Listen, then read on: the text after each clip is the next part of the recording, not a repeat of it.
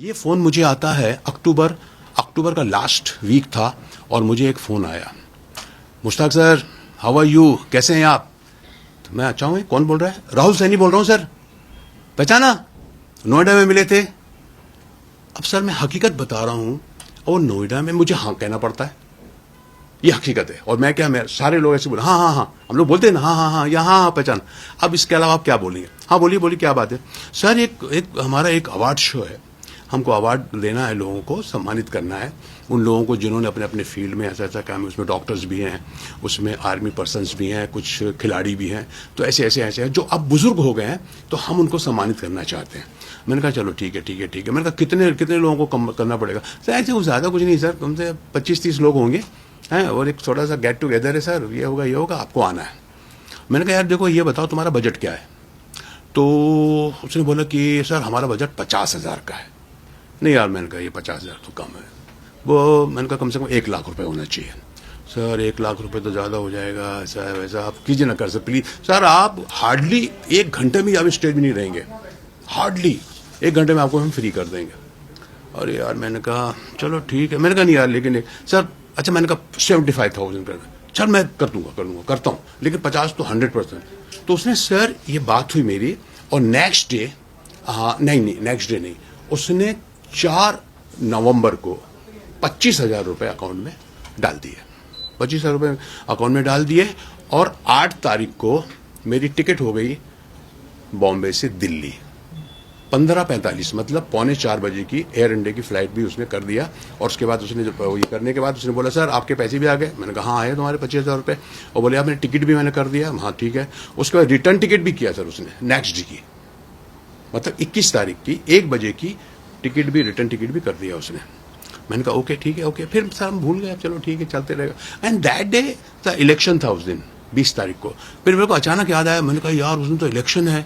फिर मैंने टिकट देखा, मैंने कहा 3:45 बजे की फ्लाइट है, सुबह वोट दे के आराम से हम जा सकते हैं, नो प्रॉब्लम।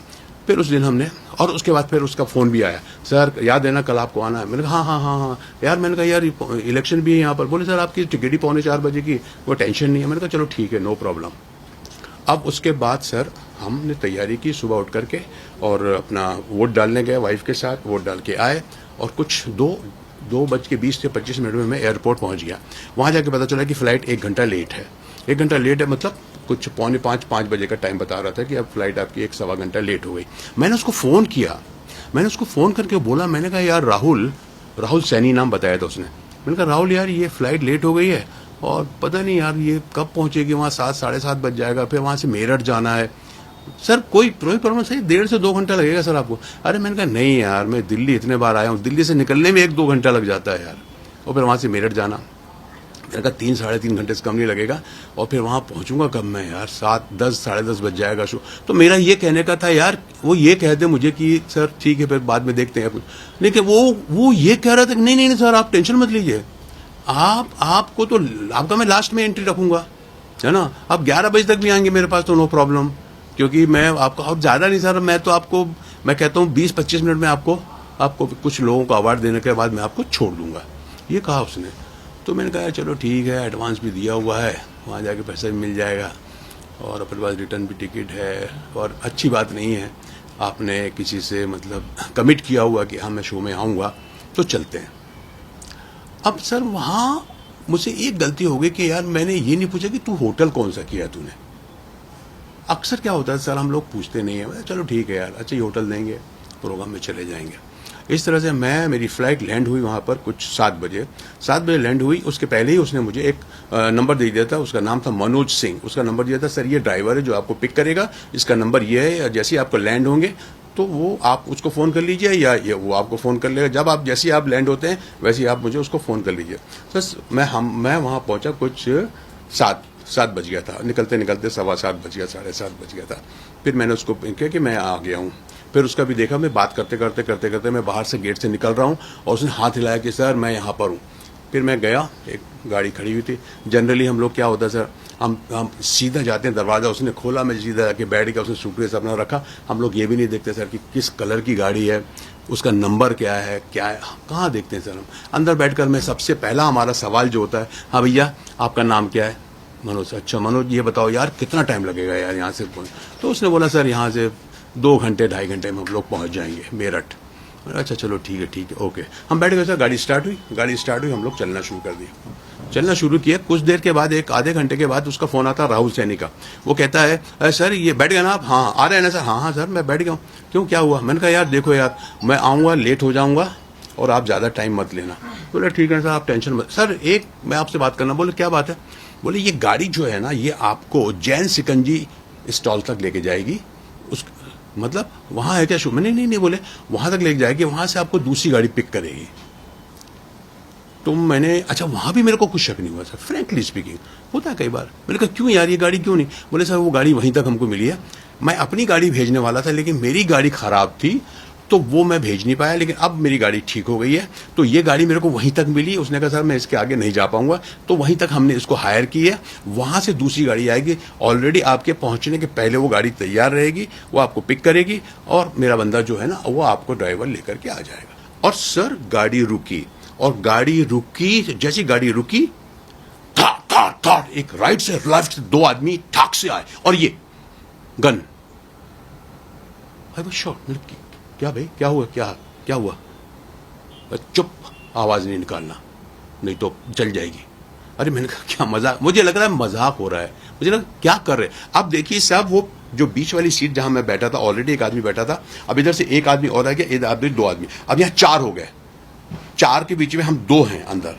अब वो मैंने कहा यार ये क्या कर, चुप पहले को, चलो गाड़ी चलने लगी। गाड़ी जब थोड़ी देर चली ना तो वो जो बंदा था जो शिकंजी से मेरे साथ बैठा हुआ था बोलता 1 मिनट रुक रुक रुक रुक रुक रुक रुक, वो उसको उन्होंने निकलने दिया और मेरे को दबोच लिया, तो वो बंदा उतर गया। अब हम लोग जो है मैं बीच में हूं और इधर ये है इधर ये है, सामने वही ड्राइवर जो वहां से दिल्ली से लेके आया था, सिर्फ गाड़ी चेंज किया और वो आदमी। इस तरह से हम लोग वहां से चले। वहां से चलने के बाद सर उन्होंने मेरे को चलते रहे और कुछ देर के बाद उन्होंने मेरे को चादर डाल दिया और बोल तुम सो जाओ यहाँ पे, बिल्कुल सो जाओ, नीचे हो जाओ, कुछ मत करो। मैंने कहा मैंने कहा बस बात नहीं करो बस। उसके बाद ही स्टार्टेड लाउड म्यूजिक चालू हो गया उनका, और आई रिमेम्बर वो मैंने कहा क्या चाहते हो आप लोग? बोले चाहना क्या है, बस पैसा चाहिए, 1 करोड़ की डिमांड कर दी। मैंने कहा यार 1 करोड़? मैंने कहा आप ऐसी मेरी बिल्कुल यही हालत थी। मैंने कहा मैं समझ तो क्या था उनको पैसे, 1 करोड़? मैंने कहा 1 करोड़ तो हकीकत बता रहा हूँ, 1 करोड़ तो मैंने देखा भी नहीं। अरे तू देखा यार, वो गालियाँ दिया उसने जो मैं यहाँ बोल नहीं सकता। ऐसे यकीन मानो यार, 1 करोड़ की तुम बात करते हो, कहाँ है? अबे झूठ मत बोले, तू 40 साल से फिल्मों में काम कर रहा है, अमिताभ बच्चन, आमिर खान, सलमान खान, शाहरुख खान, अक्षय कुमार, अजय देवगन, इतने बड़े बड़े कलाकारों के साथ कम तक काम कर रहा है तू बोलता है कि तेरे पास पैसा नहीं है, हैं? और अभी तेरी वो गदर हिउडी 500 करोड़ उसने कमाए हैं, तो तेरे को 5 करोड़ तो दिए होंगे। अब मैं उनको क्या बोलूं यार कि 5 करोड़, उनको ये लगता था कि वो सब जो पैसा आता है वो सब आपस में बांट देते हैं वो। मैंने कहा ऐसा नहीं है भैया, हम लोगों का जो कीमत, हमारी जो प्राइस तय होती है फिल्म शुरू होने से पहले जो एग्रीमेंट हो उतना ही पैसा मिलता है हमको, और उससे ज़्यादा कुछ नहीं है। झूठ मत बोल, ये वो सब। फिर उन्होंने सर वो फ़ोन तो मेरा छीन ही लिया था उन्होंने, पहले वहीं गाड़ी में छीन लिया। सबसे पहले तो उन्होंने फ़ोन ही छीन लिया था मेरा, और उसके बाद पूरा चेक किया कि कहीं कुछ है कि नहीं, वो सब देख लिया था, कुछ था नहीं। आधार कार्ड था यहाँ पे, कुछ पैसे थे 4-5 हज़ार रुपये, वो भी सब ले लिए उन्होंने, समझे ना। और मेरा चश्मा भी वहाँ रह गया, ये सब कुछ, मेरा सूटकेस भी। तो अब वहाँ पर उन्होंने कहा एटीएम कहाँ? एटीएम मैंने कहा नहीं है भाई, देख सूटकेस लाइज का। फिर उन्होंने सूटकेस लेके आया मेरा, सूटकेस खोला, उसको खोल के दिया मैंने, सूटकेस देख लो। सूटकेस को पूरा छान मारा, कुछ नहीं उसमें, समझे, कपड़े थे बस और कुछ नहीं थे। हमने कहा हमारे पास पैसे की जरूरत नहीं पड़ती, 4-5 हज़ार रुपये ऐसे ही रख लेते हैं, अदरवाइज जो भी हमको पेमेंट करना होता है, कहीं चाय पी रहे हैं, नाश्ता कर रहे हैं, तो आजकल तो वो जीपे हो जाता है सब, तो वो फ़ोन पे था सब कुछ। तो उन्होंने मेरे से सबसे पहले तो बोला इसका पिन क्या है, मुझे पिन बताना पड़ा। वहाँ पर सबसे बड़ी बात और सबसे मतलब खतरनाक बात क्या होती है कि आप जब किडनैप हो जाते हैं तो पहली बार मुझे लगा कि आप गुलाम हो जाते हैं, आप इतने मजबूर हो जाते हैं कि आप वो जो कहेंगे आपको करना पड़ेगा, नहीं तो पड़ेगी आपको। तो भैया बता दो, और आप गलत नहीं बता सकते। आप अगर पिन गलत बताएंगे तो खुलेगा नहीं वो, इसका मतलब कि झूठ बोल रहा है। तो ले भैया पिन ये है, ये पैटर्न है, कोड क्या है वो भी बताना पड़ेगा आपको। तो वो पूरा देख लेते हैं। पता नहीं कहां से हिम्मत आई पता नहीं, बस उठा मैं, निकलो यहां से, जो होगा देखा जाए। और मैं ये भी देख रहा हूं कि अगर मैं पकड़ा गया तो मेरी खैर नहीं। 2 यहां हैं और नीचे 4 या 5 लोग जो भी हैं, 6-7 थे जो, और गन है, सब चीजें उनके हथियार से। बहुत कमजोरी महसूस कर रहा था, बहुत हर तरह से, मेंटली फिजिकली। तो मैंने सूटकेस छोड़ दिया, उनका सूटकेस ले जाऊंगा फंस जाऊंगा, लालच नहीं करना है। तो मैं वैसे छोड़ दिया सूटकेस को और जूते उठाए और धीरे धीरे जा करके पहले सिट की नी को खोला, उसकी आवाज भी आ रही थी खोलते हुए। फिर मैं वहां देखता था सो रहे हैं वो लोग, धीरे धीरे ऐसा करते करते उनको देख रहा हूं, सिट की नी खोल रहा हूं, धीरे धीरे उसको नीचे लाया, वो आ गई नीचे। अब दूसरा एक नीचे बीच में हैंडल है, उसको हैंडल को ऐसे नीचे करना है तो दरवाजा, वो मेरे को था कि मैंने कहा साला बाहर से बंद ना हो कि तो 4 लोग गए, बट थैंक गॉड, अल्लाह का करम, वो खुला था और दरवाजा खुल गया। दरवाजा खुला, मैं बाहर आया, हाथ में जूते हैं। अब वो जो पैसेज का लाइट है वो अंदर बेड पे जा रहा है, जिसका मुझे डर लग रहा है कि साले फिर नींद ना खुल जाए। फिर मैं चाह रहा हूं कि दरवाजे को खींच के पूरी तरह बंद कर दूं, लेकिन मेरी समझ में आ रहा है उस वक्त पता नहीं क्या माइंड काम कर रहा था, अगर मैं खींचूंगा तो आवाज आएगी। उसको दरवाजे को मैंने वैसे छोड़ता हूं और नीचे फिर 2nd फ्लोर से अब मैं नीचे आ रहा हूं, नीचे 1st फ्लोर में आया, देखा दरवाजा बंद है, कहीं कोई नहीं है। फिर नीचे आया, नीचे आकर ग्राउंड फ्लोर में देख रहा हूं, कोई नहीं, सन्नाटा। सामने देखा लोहे का गेट है, लेकिन दीवार बहुत ऊंची है जी, गेट के ऊपर भी कम से कम 5-6 फीट की दूरी है। अब मेरा ये टेंशन है कि मैं देख रहा हूं कि लैच लगा हुआ है, लैच है, लेकिन लैच में ताला नहीं है, और एक दूसरा उसके नीचे एक और ताला है, वो वाला ताला है जो आप देखते हैं गोदरेज का जो ताला होता है ऑटोमेटिक जो होता है, सरकता है, उसको हम थोड़ा सा वो करते हैं, फिर वो ऐसा होता है, फिर हम खोलते हैं, वो वाला जो वो लॉक था, वो जो आप अगर दरवाजा आप बाहर जा रहे हैं तो आप खींचेंगे तो वो लॉक हो जाएगा। आप बाहर से आप नहीं खोल सकते जब तक आप चाबी ना हो, लेकिन आप अंदर से हैं तो खोल सकते हैं, वो वाला। तो पहले मैंने लैच खोला, उसके बाद उसको ऐसा किया, खुल गया। वो जब ऐसा खींचा तो एकदम खुल गया। अरे मैंने कहा, और सब फट से मैं बाहर निकला। अब बाहर निकला and I saw and I was shocked. Oh no, this is not jungle, this is not farm house. ये तो पूरी बस्ती है, यहां से लेके वहां तक घर, इधर से लेके वहां तक घर। और जब मैं बाहर निकला तो सामने एक आदमी अपने बच्चे के साथ, कोई उसकी गाड़ी थी, कोई जीप थी या क्या था, उसमें सामान डाल रहा था। तो उसने मुझे ऐसा देखा तो मैं संभला थोड़ा, और मैंने कहा भाई साहब मस्जिद, हाँ उधर। उसने इशारा किया, वहां से मैं चलने लगा, मैं दौड़ तेज कदम से चलना शुरू किया, उनको भागो नहीं तो अगर कोई लोग खुल गए, जाग गए तो मेरी हालत। इस तरह से मैं फिर मस्जिद पे पहुंचा, मस्जिद में वजू किया मैंने और जाके मस्जिद में बैठ गया। लोग आना शुरू हुए, फिर एक ने मुझे देखा, पहचाना, एक दाढ़ी वाले थे, उन्होंने मुझे पहचान लिया। अरे आप तो, मैंने कहा जी मैं वही हूँ, लेकिन मेरे साथ ऐसा हो गया। उनको बताया मैं, ओह अच्छा, कोई बात, नमाज पढ़ो, घबराओ मत। मैंने नमाज पढ़ी वहाँ, और जैसी नमाज खाते उन्होंने मेरे को कंधे से पकड़ा और अपने घर लेके गए। और उन्होंने बल्कि उन्होंने मुझे अपना वो कपड़ा भी दिया कि तुम ये ढाक लो, कोई देख ना पाए तुम। लिटरली उन्होंने मेरे को ऐसा कवर कर दिया। और फिर वहाँ से हम मस्जिद से, मैंने कहा मैं आपके घर नहीं जाना चाहता क्योंकि आपको भी तकलीफ हो जाएगी। नहीं बोली। फिर उन्होंने वहाँ से मेरे का कुछ खाने पीने का, नाश्ते वास्ते का थोड़ा इंतजाम किया बाहरी करके। फिर मैंने सबसे पहला काम किया अपनी बीवी को, and luckily I was remembering my number कि भैया मेरी बीवी का नंबर मुझे कुछ समझ भी नहीं आ रहा था। जनरली हम लोग सबसे बड़ी जो गलती करते हैं, हम सभी लोग करते हैं, अब हमने सेव कर लिया वाइफ, सेव कर लिया डॉटर, सेव कर लिया सन, लेकिन हमको उनके नंबर याद नहीं होते। बट लकीली मेरी वाइफ का नंबर मुझे याद था। अगर मेरे, और उसके अलावा मुझे किसी का नंबर याद नहीं था, अदरवाइज मैं क्या करता, कैसे किसी को बताता। फिर मैंने अपनी वाइफ को फ़ोन किया, मेरी वाइफ ने फ़ोन ही नहीं उठाया उनके नंबर से।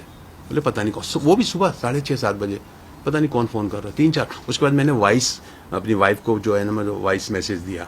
फिर मैंने 3-4 फ़ोन करता रहा। फिर उसने उठाया फ़ोन, बोले कौन है, क्या है। फिर मैंने उसको बताया मैं हूँ मुश्ताक खान भाई, ऐसा मेरे साथ हुआ। वो बिलीव ही नहीं करता है कोई। फिर मेरे बेटे को दिया उन्होंने, फिर ये सारी चीज़ें हुई। और तब जाकर के मैंने कहा सबसे पहले तुम ये काम करो कि बैंक ऑफ बड़ौदा का जो हमारा अकाउंट उसको फ्रीज कर दो, फ़ोन वहीं उनके पास है, क्योंकि अभी तक वो सो रहे हैं तो शायद कुछ हो जाए।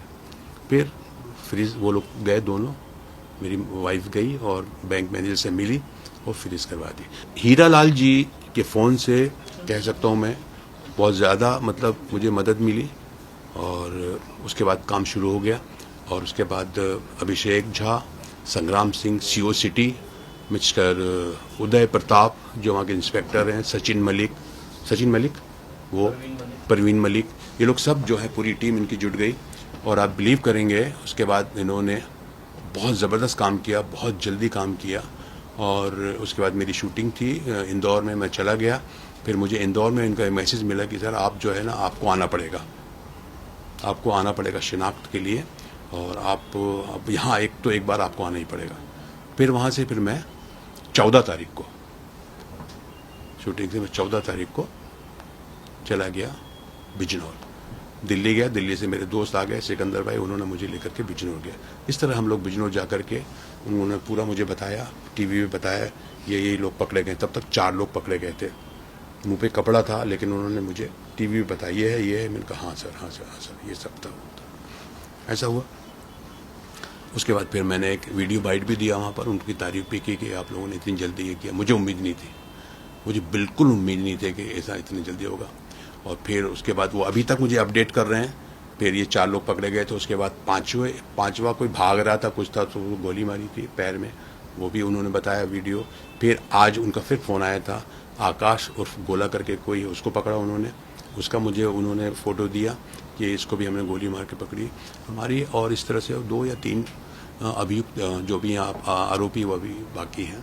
पुलिस की तरफ से मुझे कहा गया है कि सबसे पहले तो जो भी जैसे भी ऐसा फ़ोन आता है तो आप उनसे पूछो कि भैया तुम मेरा आधार कार्ड मांग रहे हो टिकट के लिए, आप अपना आधार कार्ड दो पहले, कि आपका आधार कार्ड आना चाहिए, आपका उसमें एड्रेस वगैरह सब, आधार कार्ड अगर आ जाता है तो सब कुछ जाएगा। ये जो प्रोग्राम है ये कहाँ कर रहे हो आप? तो बोले कि साहब ये प्रोग्राम हो रहा है यहाँ, आप उनका एड्रेस दीजिए, उनका पता दीजिए। उसके बाद अगर हो सके, और बल्कि करना चाहिए कि उस एरिए के पुलिस स्टेशन में आपको इन्फॉर्म करना चाहिए कि साहब यहाँ ऐसा एक शो हो रहा है, मुझे बुलाया जा रहा है, मैं वहाँ पर आ रहा हूँ। ये होना बहुत ज़रूरी है। और अगर हो सके और पॉसिबल हो सके तो अगर आप इस तरह के प्रोग्राम में जा रहे हो मेरे साथियों, तो ये कोशिश करो कि आप जब एयरपोर्ट में जाते हो तो आप उनकी गाड़ी में मत जाइए। उनको ये बोलो कि भैया मेरा वहाँ पे दोस्त है, या मैं ओला करके आ जाऊंगा या कुछ भी करके आ जाऊंगा, जो भी उसका पेमेंट होगा, जो भी उसका बिल बनेगा, मीटर होगा, वो आप दे देना, और मुझे होटल का बता दीजिए। और होटल का पता लीजिए, क्योंकि आपको डेफिनेटली होटल देते हैं, हर कोई देता है होटल का मुझे पता बताइए। होटल में हो सके तो उसका नंबर भी मिल जाएगा आपको। उस होटल के वाले को फ़ोन कीजिए, क्या मेरे नाम का इस तरह का रूम कुछ बुक है या नहीं है। और जैसा कि मैंने कहा कि आप एयरपोर्ट से उतरने के बाद आप अपने ही कैब पे जाइए वहाँ पर, अगर हो सके तो। और कोशिश कीजिए कि सबसे पहले कोशिश कीजिए कि जो बंदा आपको बुला रहा है, आप उसको कितना जानते हैं, वो जानना बहुत ज़रूरी है। उसके बारे में अगर आप कुछ तहकीकात हो सके, इंक्वायरी हो सके, क्या वाकई सही है। जो मुझसे हो गई गलती, अभी हम लोगों के साथ क्या होता है कि हम, जैसे कि मैंने पहले ही अपने उसमें कहा कि भैया हम तो सोच भी नहीं सकते थे, वैसा हुआ। तो किसी के साथ ऐसा ना हो, तो अलर्ट हो जाएं, सब कुछ समझ जाएं। और मेरे को सबसे अच्छी बात हमारे हीरा लाल जी की ये लगी, उन्होंने सबसे ज़्यादा फिक्र जो है इस बात की कि यार मेरे स्टेट में ऐसा ना हो कि कल को यहाँ पर आने को कोई डरे। तो इसलिए उन्होंने इतना वो किया। और मैं बिजनौर पुलिस